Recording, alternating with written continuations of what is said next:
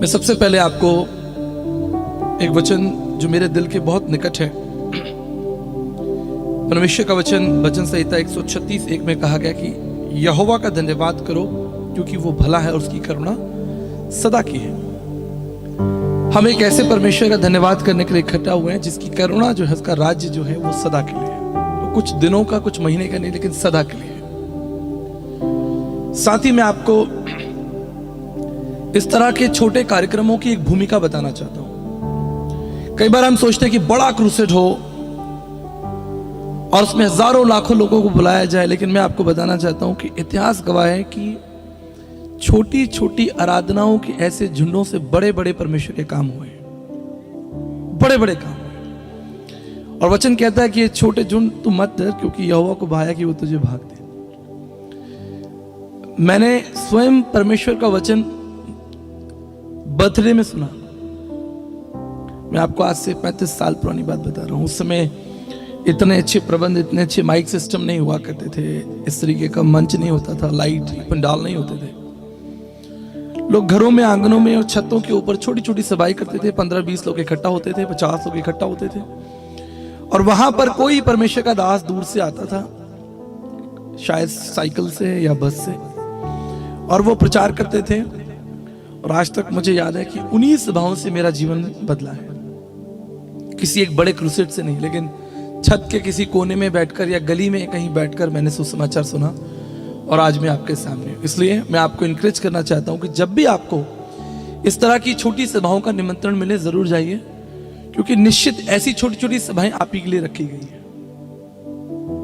ये निमंत्रण परमेश्वर की ओर से। अगर आप उत्पत्ति उसका 17 अध्याय उसके पहले पद को पढ़ेंगे, वहां लिखा है कि जब अब्राहम 99 वर्ष का हो गया तो यहोवा परमेश्वर ने उसे दर्शन देकर कहा कि मैं सर्वशक्तिमान परमेश्वर हूं, मेरी उपस्थिति में चल और सिद्ध होता जा।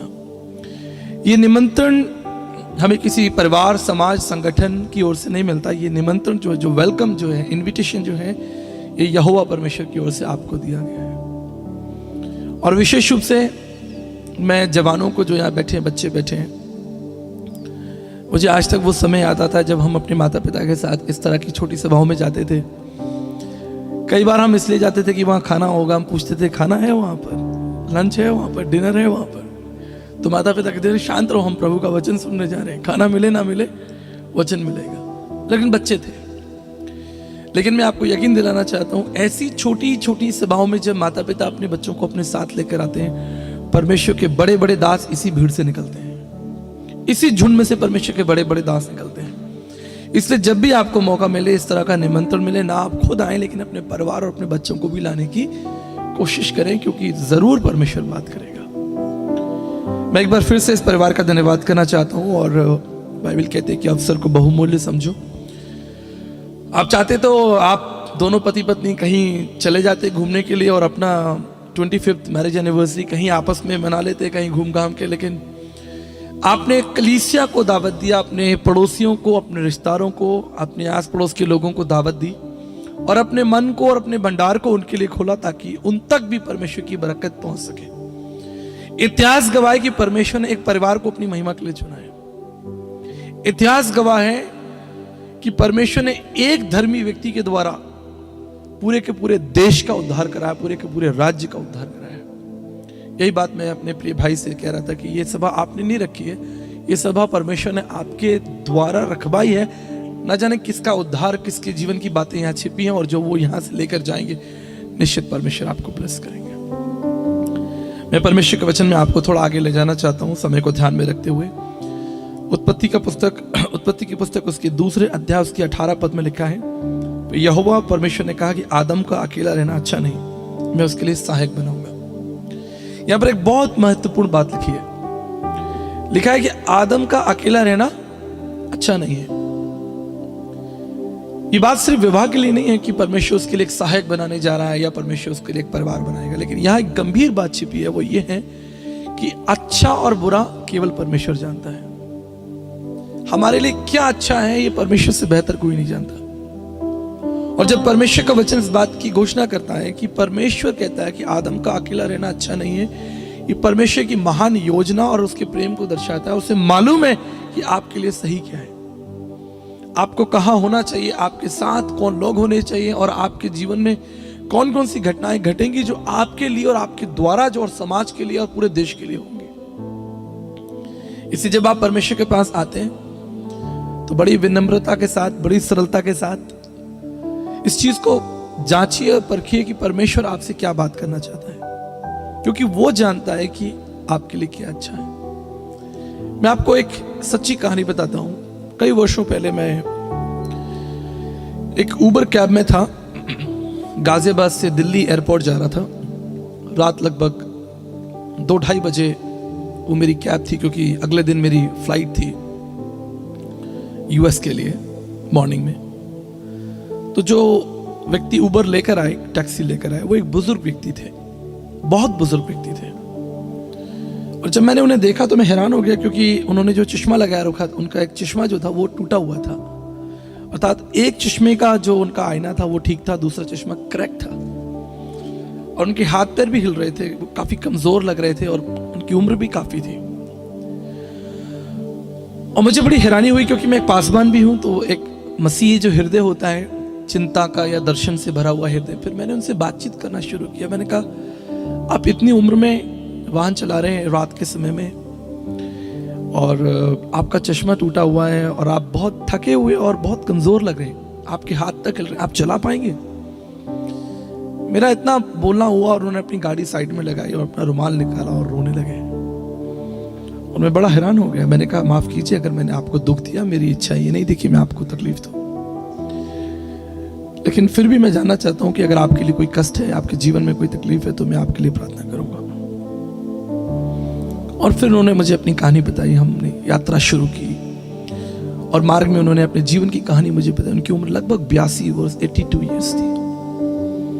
उन्होंने बताया उनके 3 बेटे हैं, उनकी एक बुजुर्ग पत्नी है, पत्नी बहुत बीमार है, और उनके जो बच्चे हैं उन्होंने माता पिता को त्याग दिया।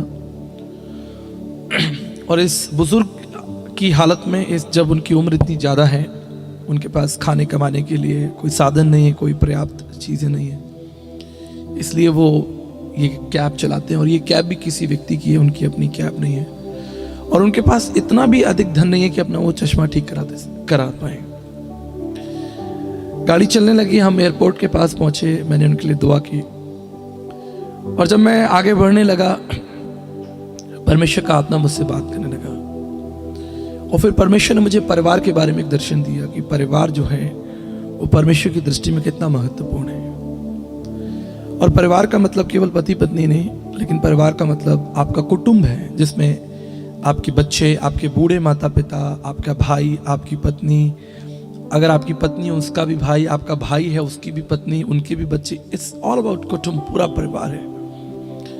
कई बार हम परिवार की जो इकाई है वो हम सोचते हैं कि केवल पति पत्नी और 2 बच्चे, लेकिन ये परमेश्वर की रचना नहीं है। परमेश्वर ने तो एक परिवार के द्वारा पूरे के पूरे शहर को बचा लिया, पूरे के पूरे गांव को बचा लिया। यानी परिवार की जो परिधि है वो परमेश्वर की दृष्टि में बहुत बड़ी है। It's not just husband and wife and 2 children. तो मैंने उनसे पूछा कि आपके भाई बहन, आपके माता पिता या आपके और कोई सगे संबंधी? तो उन्होंने बात कही कि हम संसार के सबसे कठिन समय में जी रहे हैं और परिवार टूट रहे हैं, रिश्ते टूट रहे हैं। और कहीं ना कहीं मैं उनकी बात से सहमत हुआ कि आज कठिन समय से समाज जो है वो निकल रहा है। लेकिन इस कठिनाई में भी मैं आपको एक बात यकीन दिलाना चाहता हूं कि इस कठिनाई में भी आज भी वो भला परमेश्वर हमारे साथ है। आज भी उसकी करुणा सदा की है। आज भी वो परमेश्वर आपको दोबारा से खड़ा करने की शक्ति और हिम्मत रखता है। मेरे प्रियो, मैं आपको बताना चाहता हूं, हम एक ऐसे परमेश्वर के आराधक हैं या उसके साथ हम आगे बढ़ रहे हैं जो मनुष्यों में रुचि रखता है। वो ऐसा नहीं कि उसने बनाया और बनाकर उसने छोड़ दिया।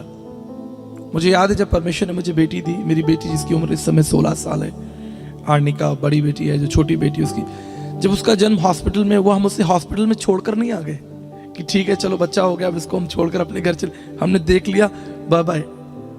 लेकिन हम उसे लेकर आए अपने घर, और आज भी 16 वर्षों के बाद में भी वो हमारी बेटी है और हम उसकी चिंता करते हैं। ठीक इसी तरह परमेश्वर ने आपको बनाकर छोड़ नहीं दिया, वो परमेश्वर ने आपको बनाकर वो भूला नहीं है। आज भी वो परमेश्वर आप में रुचि रखता है और आपकी चिंताएं, आपकी तकलीफ जानता है, आपकी कठिनाइयों को वो जानता है। इसलिए मैं सबसे पहले धन्यवाद करना चाहता हूं कि इस परिवार ने अपने विवाह के 25 साल पूरे किए, जो कि सच में कठिन रहा होगा, क्योंकि जीवन एक यात्रा है।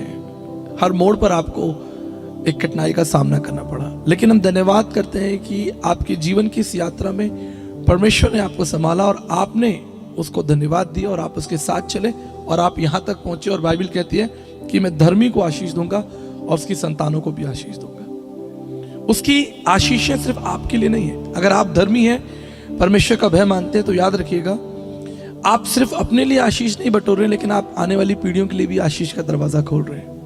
और उसका सबसे बड़ा उदाहरण है नूह की जिंदगी में। आप देखिए, परमेश्वर ने नूह से बात की, लेकिन नूह के साथ साथ उसके 3 बच्चों को भी परमेश्वर ने बचाया, उनकी बहुओं को भी बचाया। और आज पूरे विश्व के अंदर 7 बिलियन जो जाति प्रजाति है वो नूह की संतान है। लेकिन परमेश्वर ने अपनी वाचा नूह के साथ बांधी, लेकिन नूह के साथ परमेश्वर ने उसके बच्चों को, उसकी बहुओं को आशीष दी। इसलिए आज आपका जो संबंध परमेश्वर के साथ है, आपकी जो वाचा परमेश्वर के साथ है, ये सिर्फ आपके, लेकिन 1000 पीढ़ी तक उसकी वाचा, उसकी करुणा चलती रहेगी, क्योंकि वो विश्वास योग्य है। दूसरी महत्वपूर्ण बात जो मैं आपके सामने रखना चाहता हूं, देखिए, हम इस संसार में सदा के लिए नहीं है। इससे कोई फर्क नहीं पड़ता कि आप विश्वासी हैं कि गैर विश्वासी हैं, आप किसी भी जाति, समाज, भाषा, कुल, क्षेत्र से आते हैं, इससे कोई फर्क नहीं पड़ता। आप इस संसार में सदा के लिए नहीं है। सदा केवल परमेश्वर का राज्य है। हम इस संसार में केवल एक यात्री मात्र हैं, बस हम चल रहे हैं और एक दिन हमारी यात्रा समाप्त हो जाएगी। लेकिन सवाल यह है कि ये जो यात्रा हो, हमारे जीवन की जो यात्रा है, ये यात्रा होगी कैसे? इसके अंदर जो मिठास, इसके अंदर जो परिपूर्णता, या इसके अंदर जो सद्भाव होगा, वो कौन लेकर आएगा? याद रखिएगा, वही परमेश्वर जिसने आपको बनाया है। आज संसार में मनुष्य के पास बहुत कुछ है, बड़ी बड़ी गाड़ियां, बड़े बड़े घर हैं, सब कुछ है, लेकिन उनके जीवन को टटोल कर देखिए, क्या उनके जीवन में परमेश्वर का भय है? क्या उनके जीवन में परमेश्वर की वेदी है? क्या उनके जीवन में, उनके घरों में परमेश्वर की चर्चा होती है?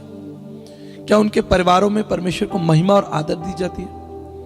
मैं ऐसे कई परिवार जानता हूं, आपकी भी नॉलेज में हो सकते हैं। परमेश्वर उनके लिए केवल एक विकल्प है। जब परमेश्वर की आवश्यकता होती है तो परमेश्वर के पास में आते हैं, जब उन्हें जरूरत है तो वो परमेश्वर के पास में आते हैं। लेकिन हम जानते हैं, प्रभु यीशु मसीह ने यूहन्ना 15 में हमें सिखाया है कि हम दाखलता हैं, हम डालियां हैं, और जो डाली पेड़ में जुड़ी रहती है, लगी रहती है, वो फलवंत होगी। ये केवल अवसर की बात नहीं है कि हमने बस संडे के दिन परमेश्वर की आराधना की है, समय निकाला, कोई एक कार्यक्रम किया, ऐसा नहीं है। निरंतर उस परमेश्वर के साथ चलते रहिए, क्योंकि उसकी करुणा सदा की है। मेरे प्रियो, मैं आपको इनकरेज करना चाहता हूं। एक महत्वपूर्ण बात आपको बताऊंगा। आपको याद है जब शैतान हवा के पास में आया तो उसने क्या कहा? उत्पत्ति उसके 3 अध्याय उसके 4 पद में लिखा है कि जब सर्प जो है वो स्त्री के पास में आया तो कहा, इस फल को तू खाएगी तो निश्चित नहीं मरेगी। मैंने अपनी बाइबल में इसको अंडरलाइन किया हुआ है, तुम निश्चय नहीं मरोगे। आगे वो कहता, लेकिन तुम इस फल को खाकर परमेश्वर के तुल्य, उसकी समानता में हो जाओगे। ये सर्प जो है वो स्त्री से कह रहा है। मैं तमाम बहनों को, जो यहां मेरी बहन प्रभु में बैठी है, मैं आपको बताना चाहता हूं, कितना बड़ा दुर्भाग्य रहा कि वो स्त्री ये भूल गई कि परमेश्वर ने तो हमें अपनी समानता में ही बनाया है। शैतान ने क्या कहा कि जिस दिन तुम फल खाओगे तुम परमेश्वर की समानता में हो जाओगे, लेकिन वो ये भूल गई कि हम तो परमेश्वर की समानता में ही बनाए गए थे। परमेश्वर का वचन कहता है कि उसने आदम और हव्वा को अपनी समानता में बनाया, लेकिन जरूरत क्या थी? जरूरत थी परमेश्वर के वचन को स्मरण रखना। आप परमेश्वर के वचन को कई बार सुनेंगे, लेकिन स्मरण रखना आपकी जिम्मेदारी है। कई सभाओं में आप जाएंगे, कई प्रचारकों के द्वारा आप परमेश्वर के वचन को सुनेंगे, लेकिन स्मरण रखना हमारी जिम्मेदारी है, बताना और सिखाना, लेकिन स्मरण रखना, याद रखना आपकी जिम्मेदारी है। स्मरण नहीं रख पाई, भूल गई कि परमेश्वर ने कहा था कि तुम जिस दिन ये फल खाओगे तुम निश्चित मर जाओगे, अवश्य मर जाओगे। लेकिन शैतान कहता है कि तुम जिस दिन इस फल को खाओगे तुम नहीं मरोगे, परंतु तुम परमेश्वर की समानता में हो जाओगे। मेरे प्रियो, मैं आपको याद दिलाना चाहता हूं, आज आपके पास अच्छा पैसा, अच्छी गाड़ी, अच्छे कपड़े हो सकते हैं, अच्छा मोबाइल हो सकता है, लेकिन परमेश्वर का अगर वचन आपके पास नहीं है तो अंततः एक बड़ी हानि आपको होगी, एक बड़ी हानि होगी। इसलिए अपने जीवन की यात्रा में परमेश्वर के वचन को स्मरण रखें कि इन घटनाओं के लिए, जीवन की यात्राओं में परमेश्वर का वचन किस विषय पर क्या कहता है। मैं धन्यवाद करता हूं, हमारी कलीसिया में एक बहन है जयपुर में, आज से लगभग 12 साल पहले या 15 साल पहले वो प्रभु में आई हमारे द्वारा ही। उनका प्रभु से कोई लेना देना नहीं था, कोई ताल्लुक नहीं था, लेकिन जब उन्होंने प्रभु को जाना तो उन्होंने बाइबल पढ़ना शुरू किया। मैं उनकी कहानी, उनकी गवाही आपको दे रहा हूं। उनका नाम कृष्णा भाभी है, वो हमारी जयपुर कलीसिया में रहती हैं। एक दिन जब मैं उनके घर में प्रार्थना करने के लिए गया तो मैंने उनकी बाइबल देखी। उनकी बाइबल फटी हुई थी, बहुत सारे पन्ने इधर से उधर बिखरे हुए थे। मैंने कहा, बहन आपकी ये बाइबल तो बुरी तरह से फटी हुई है। वो जानते हैं उन्होंने क्या कहा? मैंने कहा क्योंकि पास्टर जी मैं अपनी बाइबल से प्रेम करती हूँ। और उन्होंने क्या किया हुआ है, ये बड़ा अद्भुत है। जहां जहां परमेश्वर ने आज्ञा दी हुई है वहां वहां उन्होंने अपनी बाइबल को हाईलाइट किया हुआ है रेड कलर से, लाल रंग से।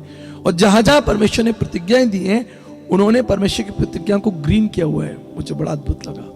और आज उनके पास 9 बाइबल हैं, यानी वो 8 बाइबल फाड़ चुकी हैं और 9 बाइबल उनके पास, नवी बाइबल चल रही है। उसकी भी तैयारी चल रही है कि उसके सारे पन्ने अलग हैं।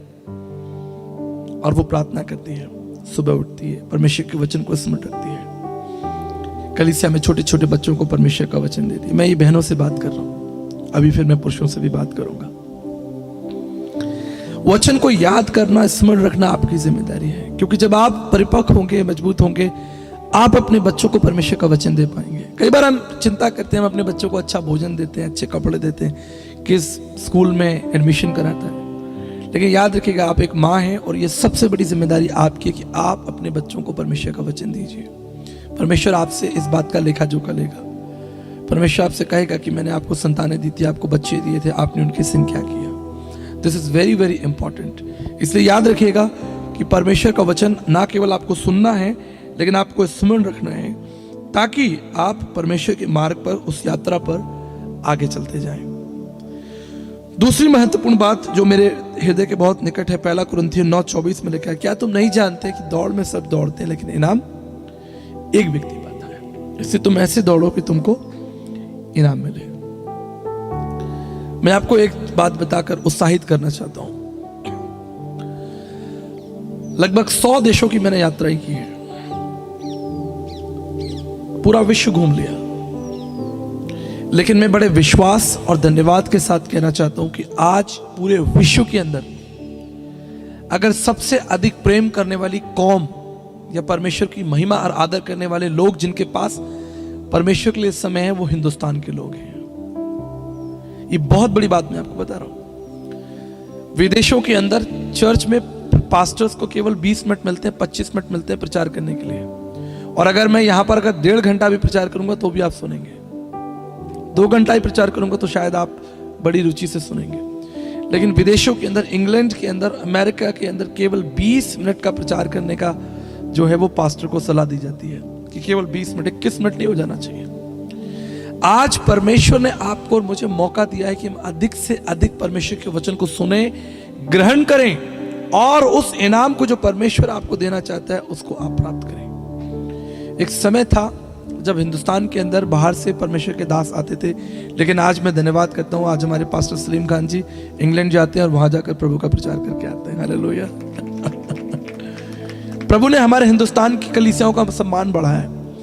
परमेश्वर ने हमारी भारत की कलीसियाओं का सम्मान बढ़ाया है। भारत के परमेश्वर के दासों को, सेवक और परमेश्वर के और गीत, मैं परमेश्वर का धन्यवाद करना चाहता हूं। पूरे हिंदुस्तान के जो गीत तैयार हो रहे हैं, मसीह लोग जो बच्चे हमारे तैयार कर रहे हैं, मैं धन्यवाद करना चाहता हूं। तमाम बच्चे जो जवान लोग आप गीत गा रहे थे, ये पूरे गीत पूरे विश्व में चल रहे हैं। चाइना के अंदर मुझे लोग बताते हैं, अभी मेरा भाई, छोटा भाई विलियम, पास्टर विलियम जापान गए थे।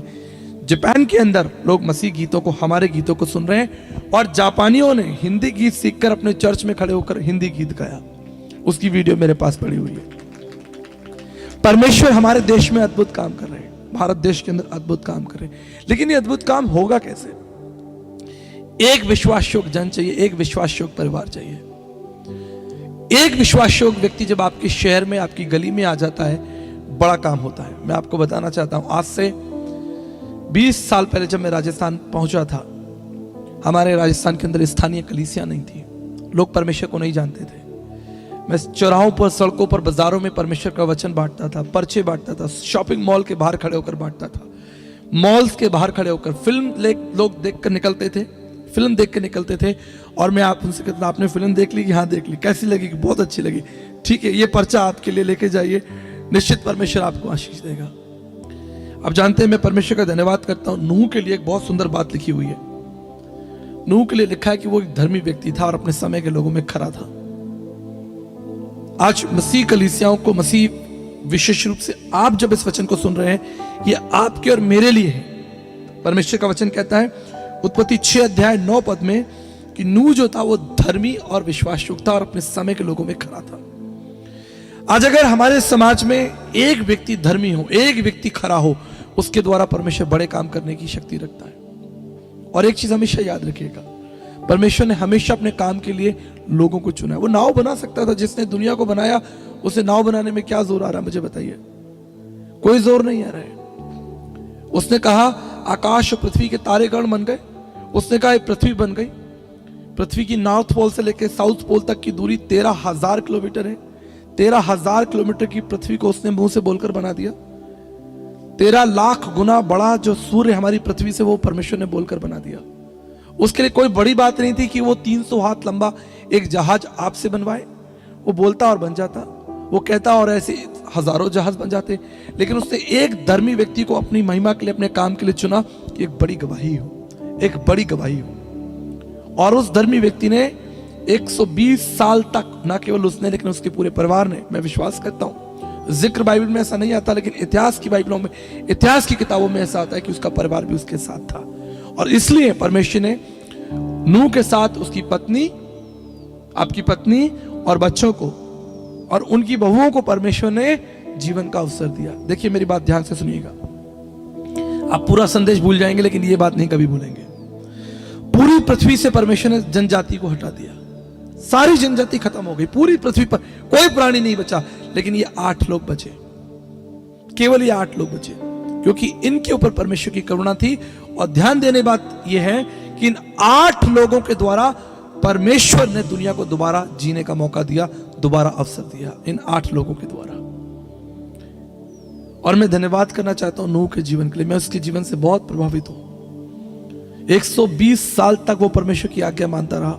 6:22 में लिखा है, very important, and Noah did exactly what the lord asked him to do. Noah ने वही किया जो परमेश्वर ने उससे कहा। उसने उसमें आकार में कोई परिवर्तन नहीं किया। आज परमेश्वर आपसे जो कह रहा है उससे आप कीजिए, क्योंकि उसी के द्वारा बड़ी आशीष, बड़ी क्रांति छुपी हुई है। आप अपने मोहल्ले में, अपने घर के अंदर, अपने परिवारों के अंदर परमेश्वर की महिमा कीजिए। देखिए परमेश्वर आपके परिवार को नूह की किश्ती के समान इस्तेमाल करेगा और वहीं से जीवन निकलेगा। मैं आपको बताना चाहता हूं, आज परमेश्वर ने मुझे बहुत अच्छा घर दिया। जयपुर राजस्थान में परमेश्वर ने मुझे बहुत अच्छी कलीसिया दी, बहुत अच्छा घर दिया, सब कुछ सुंदर है। लेकिन अगर मैं आपको इतिहास बताऊं तो आप हैरान हो जाएंगे। मेरे पिताजी रेलवे में कार्य करते थे और एक छोटा रेलवे क्वार्टर हमको मिला हुआ था, 2 कमरे का। घुसते ही वो खत्म हो जाता था, आप उसके अंदर घुसे और वो खत्म हो गया। हमने कई वर्षों उस रेलवे के छोटे क्वार्टर के अंदर जीवन जिया है, कई वर्षों तक। लेकिन मैं धन्यवाद करना चाहता हूं कि उस रेलवे क्वार्टर की छोटी छोटी कोठरियों के अंदर परमेश्वर के बड़े बड़े गीत गाए गए, आराधनाएं हुई, वो दरवाजे परमेश्वर के लिए खुले रहे। हमारे शहर के अंदर ओएम टीम्स आती थी, अगर आपको याद होगा, जो पुराने विश्वासी, ओएम टीम्स की बहनें आती थी और वो पूरे शहर में घूम घूम कर पर्चा बांटती थी। वो 25 दिन हमारे शहर में रहा करती थी। लेकिन मेरी माता जी 25 दिन उनके लिए खाना बनाती थी। 25 डेज वो पूरा दिन घूमती, सड़कों पर, बाजारों में पर्चा बांटती, प्रभु के बारे में बताती, और दोपहर का खाना और रात का खाना मेरे परिवार में खाती। हम छोटे छोटे बच्चे थे, हम उन्हें देखते, ये कौन है?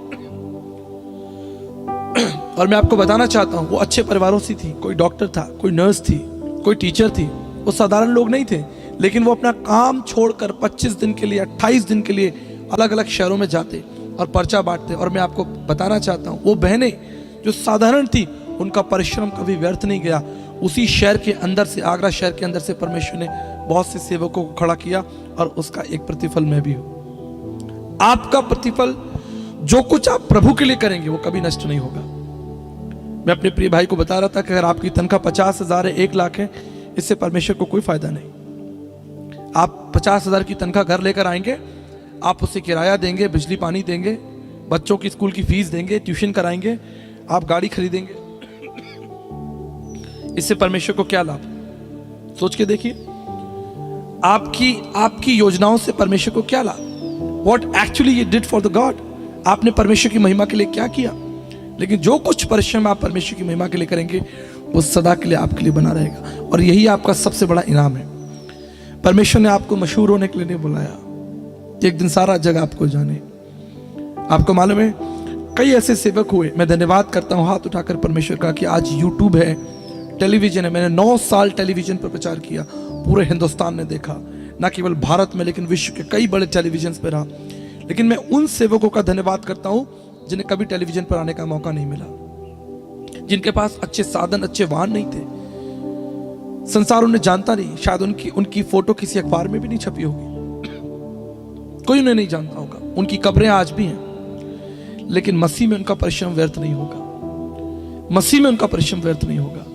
मैं विश्वास करता हूं, धन्यवाद करता हूं कि जो कुछ उन्होंने बोया, दुख उठाया। कई वर्षों पहले मैं गुजरात गया और गुजरात में एक बहुत पुराने घर में मुझे रुकने का मौका मिला, लगभग 150 साल पुराना घर। हम रात के समय 11 बजे जब उस घर में गए, बड़ी हवेली थी वो। सुबह के समय मैं वहां बैठकर चाय पी रहा था और मैंने पास में देखा कि वहां 2 कब्र बनी हुई थी। जब मैं वहां पर गया तो मैंने किसी से पूछा कि ये कब्र किसकी है, तो उन्होंने बताया कि आज से 150 साल पहले इस स्थान पर कोई परमेश्वर के दास और दासी अमेरिका से आए थे और वो इस गुजरात के इन जंगलों में रहकर परमेश्वर की सेवा कर रहे थे और उन्हें हैजा हो गया। और 150 साल पहले कोई दवाइयाँ या कोई उपचार इतना उपलब्ध नहीं था और पहले हस्बैंड की डेथ हो गई और उसके बाद उस स्त्री के लिए अवसर था कि वो वापस अपने देश चली जाए, लेकिन उसने कहा नहीं, जो कार्य, जो दर्शन मेरे पति को परमेश्वर ने दिया था, मैं उस दर्शन को पूरा करूंगी।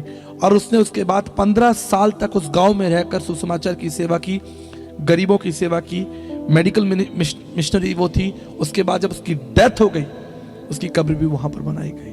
मैं उनकी कब्र पर बैठकर घुटने टिकाकर मैंने प्रार्थना किया, दूर देश से एक परदेशी इस शहर में, हमारे देश में आए और प्रभु की सेवा करके चले गए।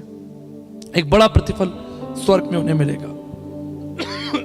मैं ये बातें आपको इसलिए बता रहा हूं, आज आपको और मुझे परमेश्वर ने एक मौका दिया है कि हम उस परमेश्वर के लिए कुछ करें, हम उस परमेश्वर के लिए अपना एक कदम रखें, हम उस परमेश्वर के लिए कुछ प्रिय करें।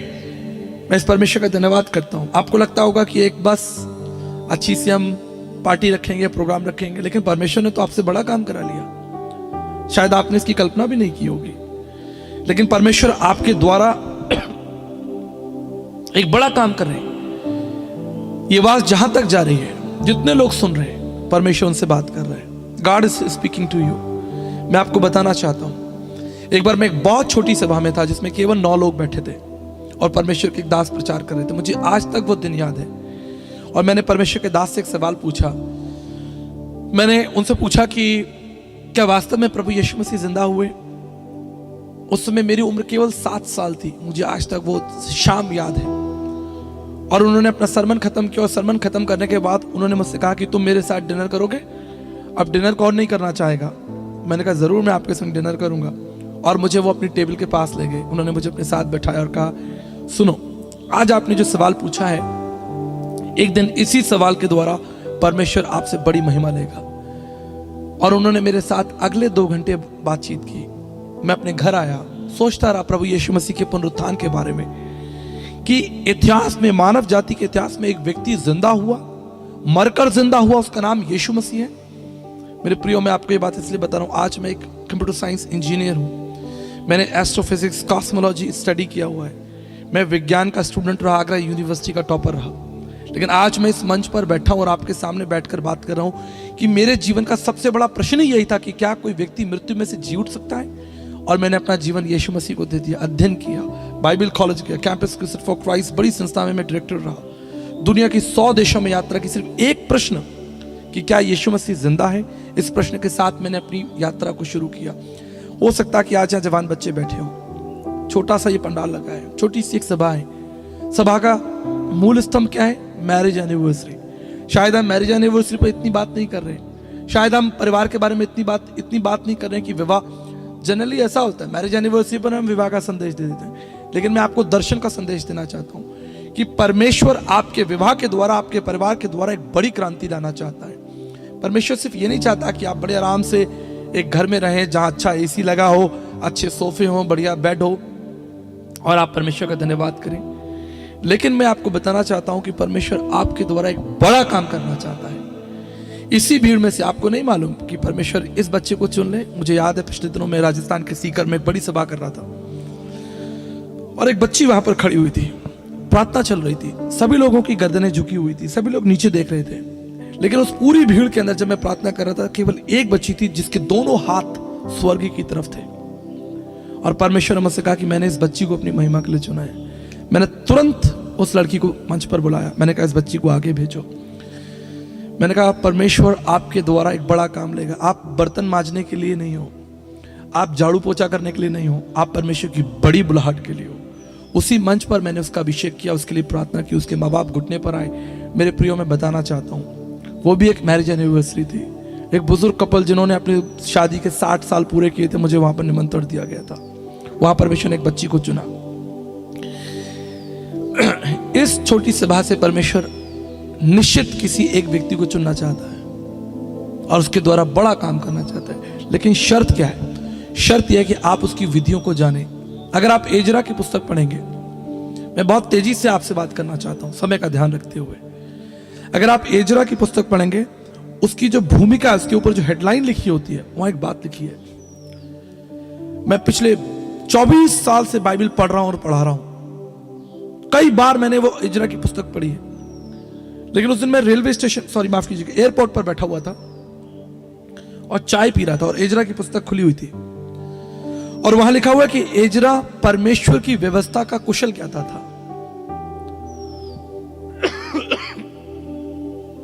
बस आप यकीन नहीं करेंगे, वो वचन मेरे सामने ऐसे उठकर आ गया। बस एक लाइन थी, एजरा परमेश्वर की व्यवस्था का कुशल ज्ञाता था। आज मेरा सवाल आपसे है, क्या आप परमेश्वर की व्यवस्था के कुशल ज्ञाता हैं? क्या आपको मालूम है कि परमेश्वर आपके लिए और आपके द्वारा क्या कार्य करना चाहते हैं? बहुत से लोग सोचते हैं, कहते हैं कि पास्टर जी हम प्रार्थना कर रहे हैं कि परमेश्वर मेरे द्वारा बड़ा काम करे। अगर आप परमेश्वर के वचन के ज्ञाता होंगे, उसकी विधियों को समझेंगे, परमेश्वर निश्चित आपके द्वारा बड़ा काम करेगा। आपको किसी व्यक्ति से सलाह लेने की जरूरत नहीं पड़ेगी, किसी व्यक्ति के पास जाने की जरूरत नहीं पड़ेगी, स्वयं परमेश्वर आपकी नियुक्ति करेगा। परमेश्वर आपको भीड़ में से निकालेगा और बड़ी महिमा के लिए इस्तेमाल करेगा। परमेश्वर ने आपको इसलिए नहीं बुलाया कि आप खाएं पिएं और मर जाएं एक दिन और आपकी कब्र हो और लोग कहें कि ये व्यक्ति एक बहुत भला व्यक्ति था।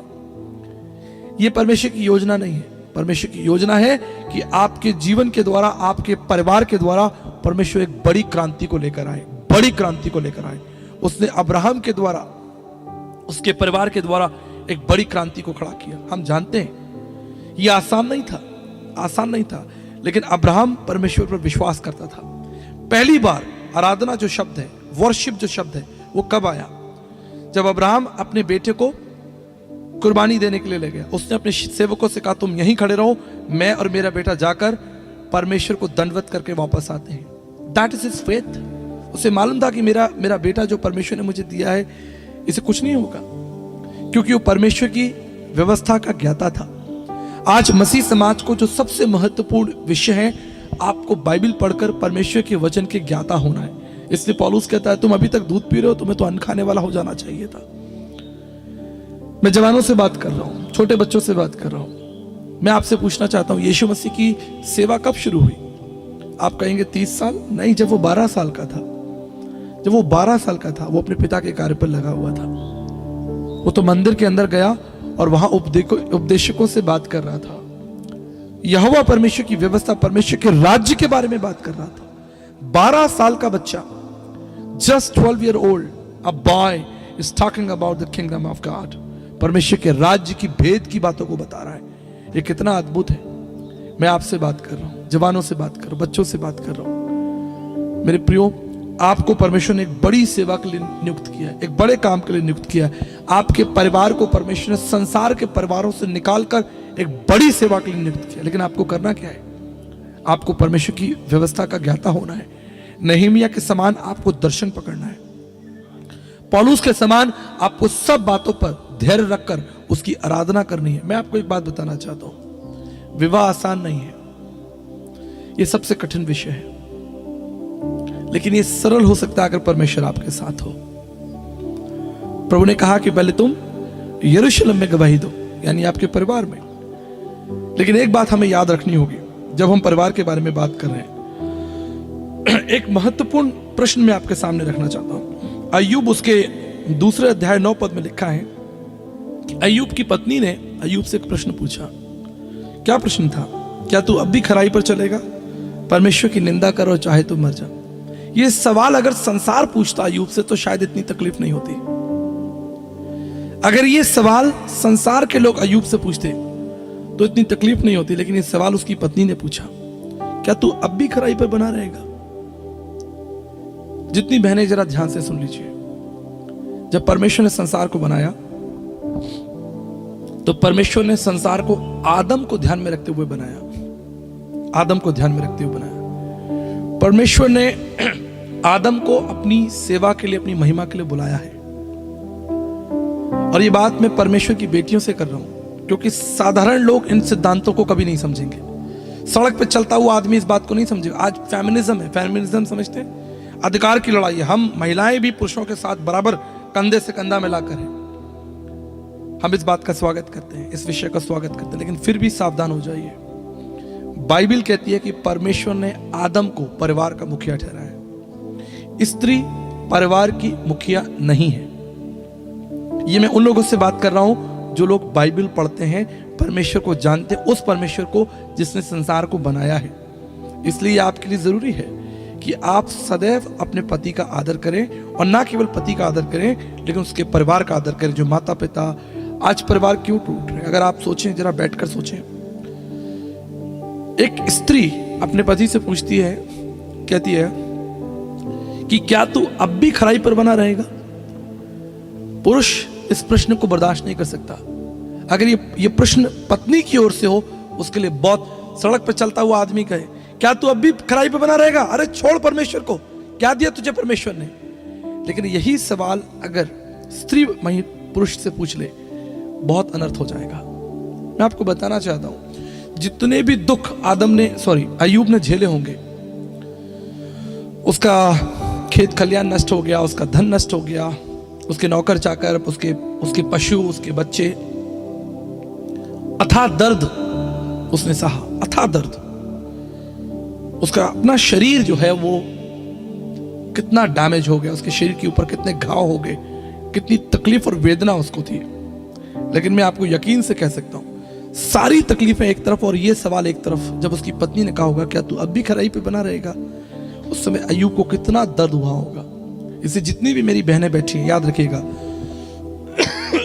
एक मसीह पुरुष के ऊपर एक बड़ी जिम्मेदारी है। चाहे वो एक सेवक है, चाहे वो किसी छोटी रूप में परमेश्वर की सेवा करता है, परमेश्वर ने आपको एक सहायक ठहराया है,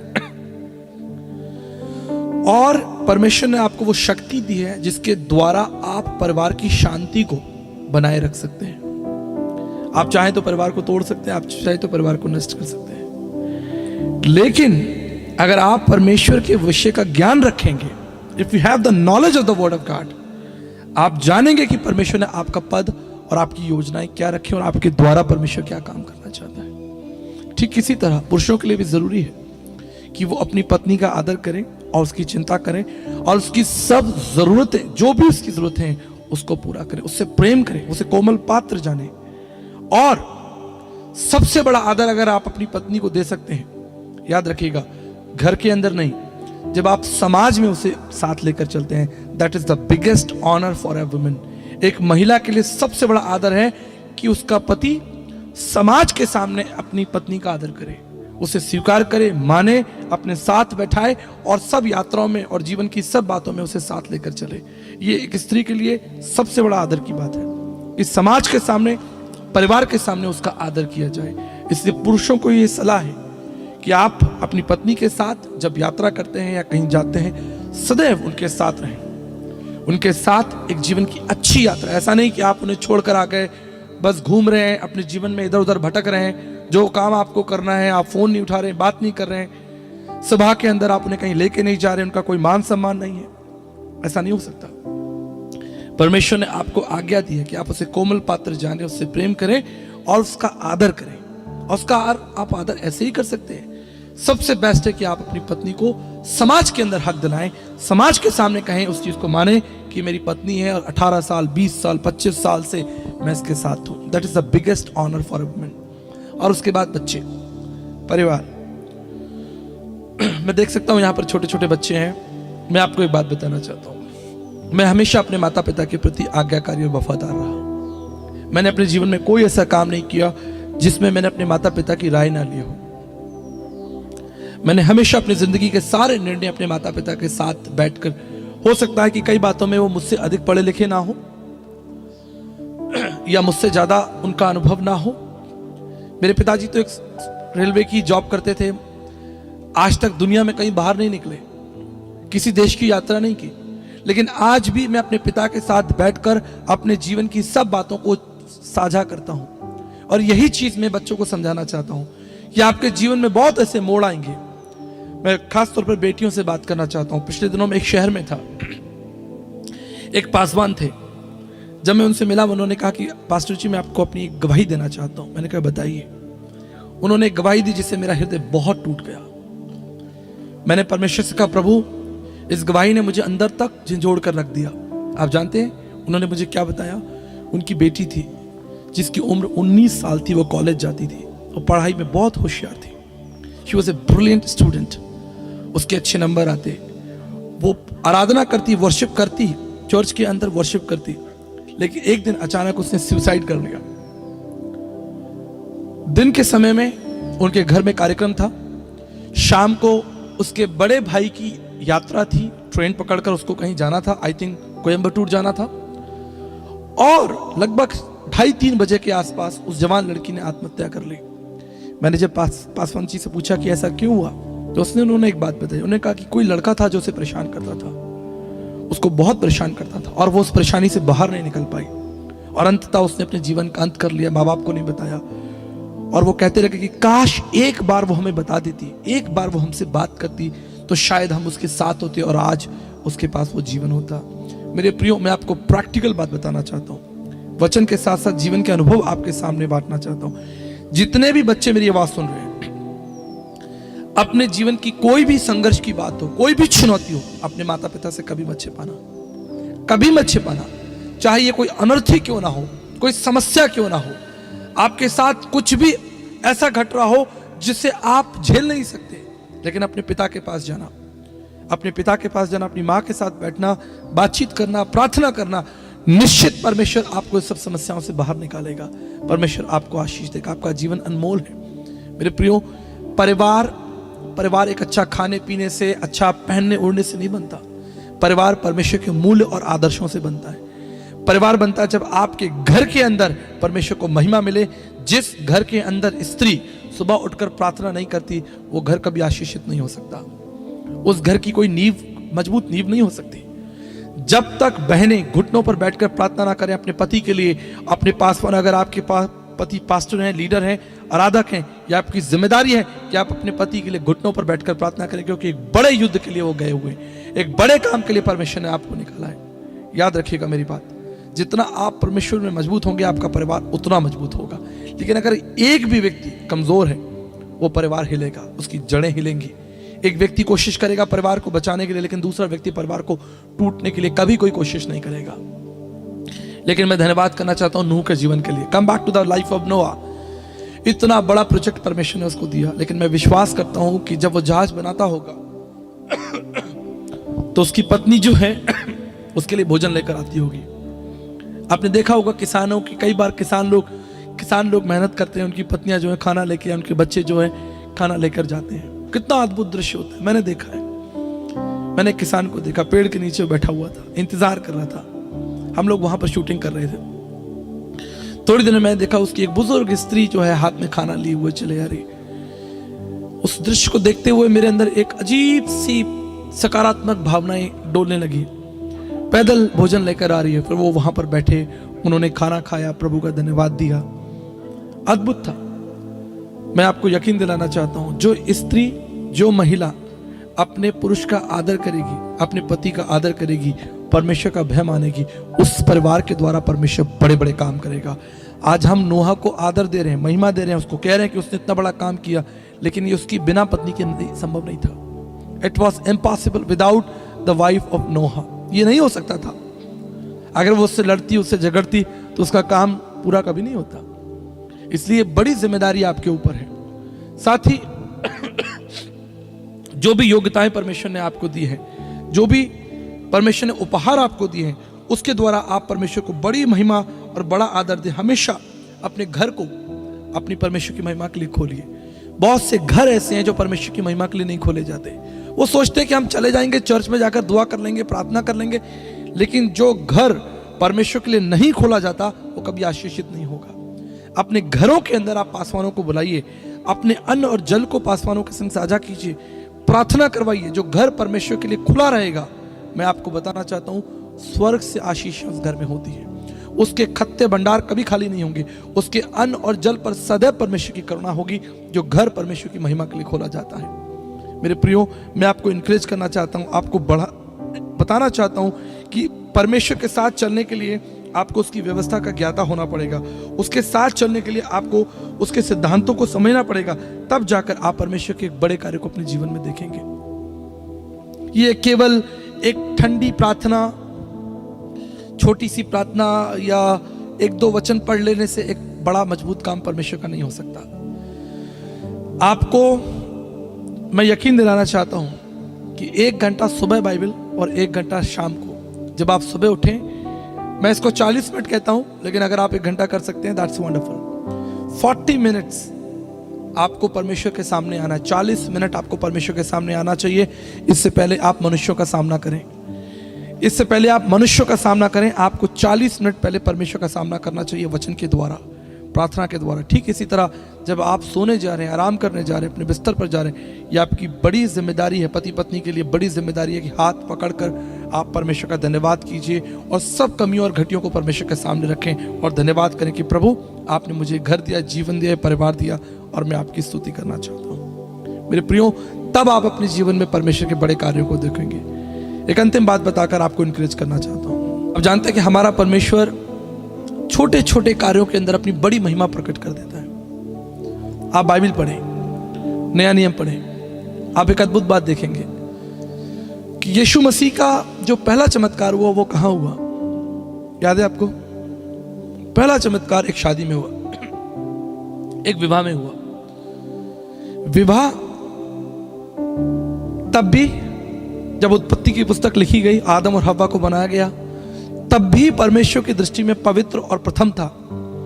और जब यीशु मसीह की सेवा शुरू हुई तो पहला चमत्कार परमेश्वर ने विवाह के अंदर ही किया।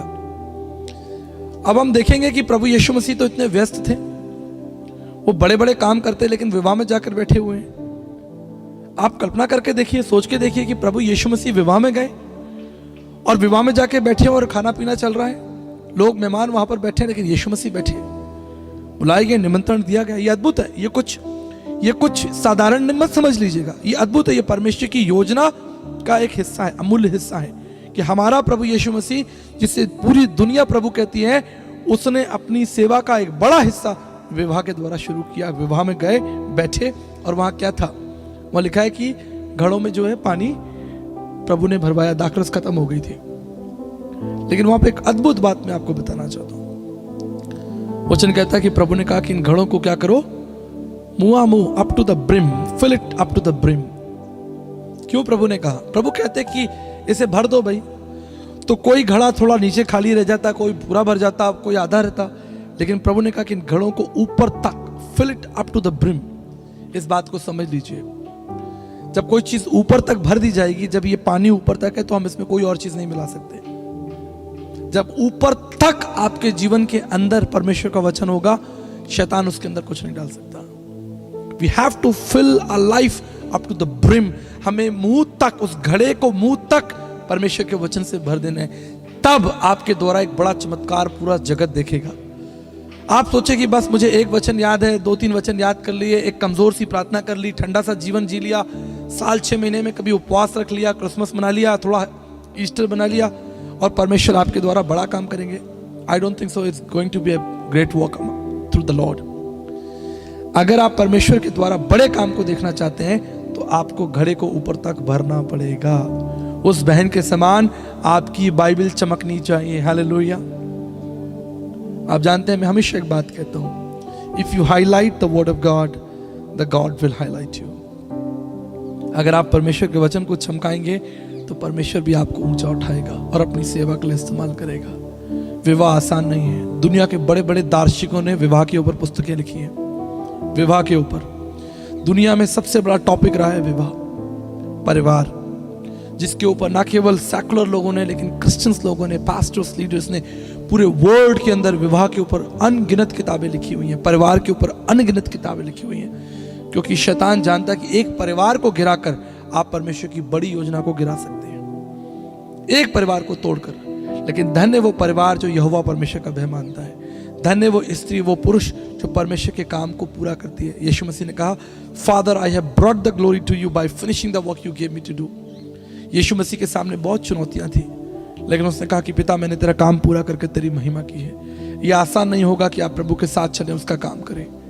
आसान नहीं होगा। हर मोड़ पर आपको चुनौती होगी, हर मोड़ पर तकलीफ होगी। पारिवारिक, मैं आपको बताना चाहता हूं, रिक वॉरेन को आप जानते हैं? कितने लोग परमेश्वर के महान दास रिक वॉरेन को जानते हैं? उनके बेटे ने सुसाइड किया, पूरी दुनिया में हाहाकार मच गया, बड़े बड़े इंटरव्यूज, टेलीविजन के प्रोग्राम चलने लगे। अरे रिक वॉरेन जो कि दुनिया के सबसे अच्छी पुस्तकें लिखते हैं, मोटिवेशनल, परमेश्वर की सामर्थ्य के ऊपर, पूरी दुनिया के अंदर ये बात फैल गई कि रिक वॉरेन जैसे परमेश्वर के दास, उनके बेटे ने सुसाइड कर लिया। एक बड़ा इंटरव्यू बुलाया गया, टेलीविजन लगे हुए थे। उनसे जो इंटरव्यू ले रहा था, उन्होंने सवाल पूछा, सर आप वर्ल्ड के one of the best leading pastor हैं, आपकी किताबें दुनिया में मशहूर हैं, दुनिया के लोग, उनकी पुस्तक है पर्पस ड्रिवन लाइफ और पर्पस ड्रिवन चर्च, अगर आपने पढ़ी हो तो, वर्ल्ड फेमस बुक। लेकिन आपके बेटे ने सुसाइड कर लिया।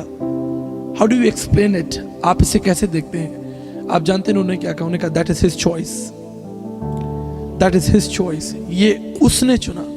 मैंने तो सदैव प्रभु को बांटा था, मैंने तो सदैव प्रभु की बात की थी, मैंने तो सदैव प्रभु को महिमा दी थी, लेकिन मेरे बेटे ने मृत्यु को चुन लिया। मेरे प्रियो, मैं आपको बताना चाहता हूं, परमेश्वर ने आपको एक बड़ी सेवा के लिए बुलाया। इसलिए जो व्यक्ति परमेश्वर की सेवा कर रहा है, उसको सपोर्ट करना, उसके सहायक बनना, ये आपके लिए बड़ी जिम्मेदारी है। अगर आपकी पत्नी वर्शिप लीडर है, मैं आपको यकीन दिलाना चाहता हूं, if your wife is a worship leader, आपकी बेटी अगर वर्शिप लीडर है, उसकी विशेष प्रोटेक्शन होनी चाहिए, उसकी विशेष, आप समझ रहे हैं मेरी बात, ध्यान रखा जाना चाहिए। वो कोई साधारण बच्चा नहीं है। अगर कोई जवान परमेश्वर का दास कोई गिटार बजाता है या परमेश्वर की आराधना करता है, वो हजारों लाखों लोगों से अलग निकाला गया है, वो कोई भीड़ का हिस्सा नहीं है। उसकी विशेष, उसके लिए प्रार्थना होनी चाहिए, उसका विशेष ध्यान रखा जाना चाहिए। अगर आपका पति एक पास्टर है, ये आपकी जिम्मेदारी है। मैं बेटियों को कह रहा हूं, सिर्फ पत्नियों को नहीं कह रहा हूं, मैं बेटियों को कह रहा हूं। अगर आपके पिताजी पास्टर हैं, यह आपकी विशेष जिम्मेदारी है कि आप उनका ध्यान रखें। अगर आपके ताऊ जी, आपके मामा जी, अगर आपके परिवार में कोई भी व्यक्ति परमेश्वर का दास है और परमेश्वर की सेवा कर रहा है और परमेश्वर के लिए एक योद्धा बनकर खड़ा है, ये पूरे परिवार की जिम्मेदारी है कि उस परमेश्वर के दास की सेवा करें, उसके लिए सीधा मार्ग निकालें, उसके लिए समस्याओं को समाधान में परिवर्तित करें। लेकिन कई बार क्या होता है, हम समस्याएं खड़ी कर देते हैं। पासवानों के लिए समस्याओं को खड़ी, परिवार के द्वारा समस्याएं खड़ी हो जाती हैं, हमारे अपनी कलीसियाओं के द्वारा। मैं कलीसिया से कहना चाहता हूं, आप सोचते हैं कि क्या पासवानी बहुत आसान है, कि बस हम पासवान लोग खड़े हो गए और हमने प्रचार कर दिया और बहुत अच्छा हो गया। लेकिन हम जानते हैं कितना संघर्ष जो है वो पासवानों को करना पड़ता है अपनी कलीसिया को सही मार्ग में ले जाने के लिए। कई कलीसिया के लोग अपने पासवानों के लिए संघर्ष खड़ा कर देते हैं। मेरे प्रियो, मैं आपको यकीन दिलाना चाहता हूं, जो लोग परमेश्वर की सेवा के लिए निकाले गए हैं, अलग किए गए हैं, उनके लिए विशेष प्रार्थना कीजिए। हो सकता है परमेश्वर ने आपको पूर्णकालीन सेवा के लिए नहीं बुलाया, हो सकता है परमेश्वर ने आपको कोई बड़ा दर्शन नहीं दिया, लेकिन जिस व्यक्ति को दर्शन दिया है उसके लिए प्रार्थना करना आपकी जिम्मेदारी है। एक ऐसा परिवार बनाइए, एक ऐसा समाज बनाइए जो मिलकर परमेश्वर की सेवा करे। मैं धन्यवाद करना चाहता हूं प्रभु के इस परिवार के लिए जिन्होंने अपनी मैरिज यानी 25 साल आपने अपने जीवन के पूरे कर लिए। आसान नहीं होगा। अगर आप पीछे मुड़कर देखें कितनी तकलीफें आपने उठाई होंगी। मैं कह सकता हूं कि आपने फाइनेंशियल चैलेंजेस भी देखे होंगे, आपने दुख उठाया, बीमारी और तकलीफी में आज आपके पास अच्छा घर, अच्छी पोजीशन है। लेकिन शायद 20 साल पहले, 22 साल पहले आपके पास ये व्यवस्थाएं नहीं हो, आपके पास इतने अच्छे साधन नहीं हो, लेकिन आप विश्वास योग्य रहे, आपने धन्यवाद किया, छोटी छोटी बातों में परमेश्वर का धन्यवाद किया और परमेश्वर ने आपका सम्मान बढ़ाया। और मैं आपको यकीन दिलाना चाहता हूं ये केवल एक आरंभ है। बाइबल कहती है कि मैं धर्मी को आशीष दूंगा और उसकी संतानों को भी आशीष दूंगा। जो कुछ आप परमेश्वर के लिए करेंगे वो आपकी संतानों तक जाएगा, आपकी संतानों के द्वारा होके जाएगा। आपका परिश्रम प्रभु में कभी व्यर्थ नहीं होगा। आपने डिपार्टमेंट की सेवा की है, हम धन्यवाद करना चाहते हैं। आप देश की सेवा में भी है, लेकिन देश की सेवा का प्रतिफल याद रखिएगा, एक समय आएगा जब खत्म हो जाएगा, लोग आपको भूल जाएंगे। लोग बड़े बड़े अधिकारियों को भूल गए, बड़े बड़े मंत्रियों को भूल गए, जिन्होंने अपना जीवन देश के लिए न्यौछावर कर दिया, लोग उन्हें भूल गए। समाज आपकी सेवा को भूल जाएगा, लेकिन स्वर्गदूत आपकी सेवा को कभी नहीं भूलेंगे। जो सेवा आपने पृथ्वी पर की है वो अनंत काल तक गिनी जाएगी, अनंत काल तक उसे स्मरण रखा जाएगा। मेरे प्रियो, इसलिए मैं आपको ये एनकरेज करना चाहता हूं, प्रभु के लिए कुछ कीजिए। Do something in the kingdom of God. अपने आप को दृढ़ कीजिए कि मैं परमेश्वर के लिए क्या कर सकता हूं, मुझे कौन सा जहाज बनाना है, मुझे कौन सा गीत लिखना है, मुझे किस दिशा में यात्रा करनी है, किन लोगों से मिलना है। मैं धन्यवाद करना चाहता हूं तमाम उन श्रेष्ठ सेवकों का जिन्होंने दुख उठाकर सेवा की है, कष्ट उठाकर सेवा की है। आसान नहीं है, परमेश्वर की राह पर चलना आसान नहीं है, लेकिन यीशु मसीह ने कहा, father I have brought the glory to you by finishing the work. जो काम प्रभु तूने मुझे दिया मैंने उसे पूरा कर दिया है। यही बात आपको और मुझे करनी है, यही काम आपको और मुझे करना है कि प्रभु जो भी सेवा आपने मुझे दी है मैंने उसे पूरा कर कर आपकी सेवा की, आपके नाम को ऊंचा उठाया है। तब आप अपने जीवन में परमेश्वर के बड़े काम को देखेंगे। एक ऐसा समाज बनाइए, एक ऐसा परिवार बनाइए जो परमेश्वर को ग्रहण योग्य हो। परमेश्वर आपके साथ है, उसकी करुणा सदा की है। परमेश्वर का वचन कहता है कि ये सारे जग के लोगों यहोवा का धन्यवाद करो और उसके उपकार को कभी ना भूलना। लेकिन याद रखिएगा, धन्यवाद वही कर सकता है जिसके पास परमेश्वर का अनुभव हो। धन्यवाद वही कर सकता है जो नम्र हो। नहीं तो लोग सोचते हैं कि ये सारी गाड़ियां, योग्यताएं हमें अपनी क्षमता से मिली है, हमने इसे कमाया है, हमने इसे पाया है। लेकिन मैं आपको बताना चाहता हूं ये सब कुछ परमेश्वर की ओर से उपहार है। आपके जीवन की एक एक चीज परमेश्वर की ओर से उपहार है। हो सकता है आपने नौकरी की हो, लेकिन उस नौकरी को पूरा करने के लिए सामर्थ्य परमेश्वर ने दी हो। आपने एक अच्छा घर बनाया हो, आपको लगता हो कि मैंने बैंक से लोन ले लिया लेकिन उस लोन को चुकाने की भी शक्ति परमेश्वर ने आपको दी है। परमेश्वर अगर आपके साथ ना हो ये भला काम नहीं हो सकता। इसलिए याकूब कहता है, परमेश्वर का दास कहता है कि हर एक उत्तम दान जो है वो परमेश्वर की ओर से आता है। हर एक उत्तम चीज परमेश्वर की ओर से आपको दी गई है। इसलिए यही मेरी प्रार्थना है कि आप एक सुंदर मजबूत परिवार बनाइए। ये सभा सिर्फ आपके लिए नहीं थी, हम सबके लिए एक चुनौती थी। जितने भी लोग दूर पास से आए, मैं परमेश्वर का धन्यवाद करता हूँ। प्रभु आपको बहुत आशीष दे। और याद रखिएगा, आपको भी उस कार्य को पूरा करना जैसे नूह ने कहा। परमेश्वर का वचन उत्पत्ति 6:22 में लिखा है कि मैंने इस कार्य को पूरा करके तेरी महिमा की है। लिखा है, Noah did exactly what the lord asked him to do. जो काम नोहा को दिया गया था उसने अपने परिवार के साथ उसे पूरा किया।